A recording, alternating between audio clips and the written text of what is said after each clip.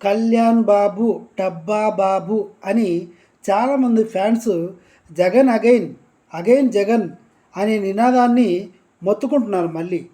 ఎందుకు అంటే దాని గురించి చెప్తున్నా. 36,000 మంది మిస్ అయ్యారు అమ్మాయిలు వాలంటీర్ల వల్లనే. వాలంటీర్లు పర్సనల్ డేటాని లీక్ చేస్తున్నారు.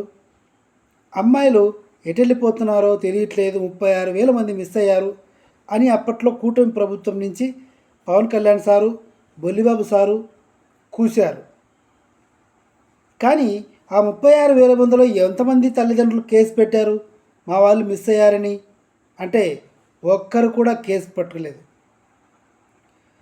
కూటమి అధికారంలోకి వచ్చిన తర్వాత ఒక అమ్మాయిని 9 నెలలుగా మిస్ అయిన అమ్మాయిని ఎక్కడుందో వెతికి తీసుకొచ్చారు. అది ఈ 32,000లో ఒక వ్యక్తి కనుక అయి ఉంటే మిగతా 31,999 మంది అమ్మాయిలు ఎక్కడా అని అడుగుతున్నారు అభిమానులు. జగన్ గవర్నమెంట్లో జగన్ గారు అసెంబ్లీ సెట్టు ఇంట్లో వేయించుకొని ఒక ప్రెస్ మీట్ కూడా పెట్టలేదు అని అన్నారు. మరి ఇప్పుడు పవన్ కళ్యాణ్ సార్ ఎన్ని ప్రెస్ మీట్లు పెట్టాడు? బొల్లిబాబు గారు ఎన్ని ప్రెస్ మీట్లు పెట్టారు? ఇదొక పాయింట్. జగన్ గవర్నమెంట్లో చెత్త పన్ను ₹2 పెడితే చెత్త అమ్ముకొని బతికే చెత్త విధవలు చెత్త అమ్మి గవర్నమెంట్ను నడిపించాలా, మేము సంపదను సృష్టిస్తాం అని చెప్పారు బొల్లిబాబు, కళ్యాణ్ బాబు. మరి ఇప్పుడు ఏమైంది? వీళ్ళు చెత్త పన్ను ₹2 కాస్త ₹3 చేశారు. మరి ఇప్పుడు వీళ్ళని ఏమనాలి? వీళ్ళు చెత్తన్నర్ర చెత్త విధవలు అనాలా అంటున్నారు ట్రోల్ చేసేవాళ్ళు. హామీల పేరుతో పంగనామం పెట్టారు. ఇదైతే ఘోరాతి ఘోరం. నేను చెప్తున్నాను ఇవాళ. హామీల సంగతి పక్కన పెడితే వాలంటీర్లకి 10,000 చేస్తాం జీతం అన్నాడు.